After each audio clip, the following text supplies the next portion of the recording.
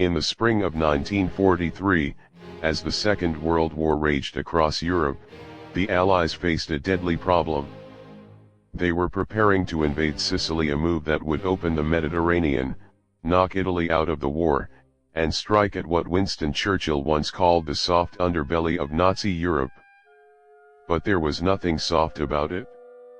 The Germans knew Sicily was the obvious target. If they reinforced it heavily, the invasion could become a bloodbath. So British intelligence decided to do something extraordinary.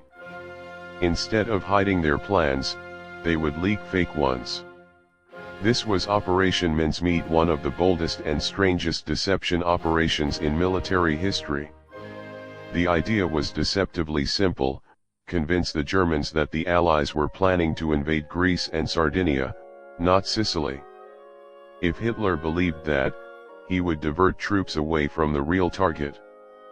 But how do you sell a lie to the most paranoid intelligence machine in the world? The answer came from two British intelligence officers working in naval intelligence, Ewan Montagu and Charles Cholmondeley. They turned to an old espionage trick known as the haversack ruse, planting false documents on a body that would fall into enemy hands. Only this time, they intended to make it terrifyingly convincing. The British obtained the body of a man who had recently died in London. He had no close family who could be traced, and his death could plausibly pass as drowning. His real name was Glyndwr Michael. But in death, he would become someone else entirely. They transformed him into Major William Martin of the Royal Marines. They dressed him in uniform. They placed identification papers in his pockets. They gave him theater ticket stubs, a receipt for an engagement ring, a letter from his father, and a photograph of a smiling fiancée named Pam. They even slipped in unpaid bills and a letter from his bank manager, gently scolding him for overdrawing his account. Every detail mattered. Because real people are messy. And the Germans were experts at spotting forgeries. The most important item was a locked briefcase chained to his wrist. Inside were official-looking letters between senior Allied commanders. These letters discussed an upcoming invasion, but not of Sicily. Instead, they pointed clearly to Greece as the main target, with Sardinia as a secondary objective. The plan was to let the body drift ashore somewhere neutral but accessible to German intelligence.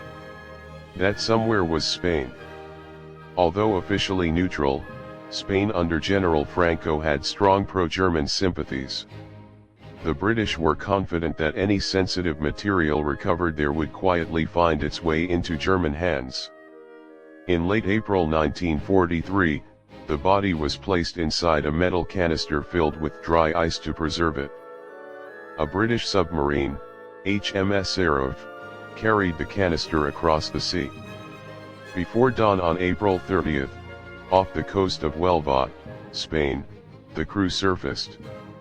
They said brief prayers, then they released Major Martin into the water. Hours later, a Spanish fisherman discovered the body. Just as planned. Spanish authorities retrieved the corpse and the briefcase.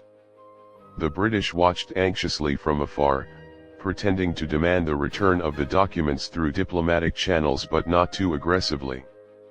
They needed the Germans to believe the papers were valuable, and that Britain desperately wanted them back. Behind the scenes, Spanish officials secretly allowed German intelligence to examine the contents. The documents were carefully opened, photographed, and then resealed to look untouched. In Berlin, the Abwehr German military intelligence analyzed the letters. Adolf Hitler himself was informed. The deception was convincing enough that German forces began shifting resources. Reinforcements were sent to Greece. Defensive positions there were strengthened. Even armored divisions were repositioned. Meanwhile, Sicily, the real target, was left less defended than it otherwise might have been. On July 9, 1943, the Allies launched Operation Husky, the invasion of Sicily. The landings were fierce. Thousands of soldiers stormed the beaches under fire. But crucially, the island was not as heavily reinforced as German planners might have made it. Within weeks, Sicily fell. The success of the invasion helped trigger the collapse of Mussolini's regime in Italy. It opened the way for Allied advances up the Italian peninsula. And it forced Germany to divert troops from other fronts. All because of a dead man who never existed. After the war, the truth slowly emerged. In 1953, Ewan Montague published a book called The Man Who Never Was, revealing much of the story. Decades later, historians uncovered the real identity of the man behind the mission Glyndwr Michael, whose grave in Spain now bears both his real name and his wartime alias. There is something deeply unsettling about Operation Mincemeat.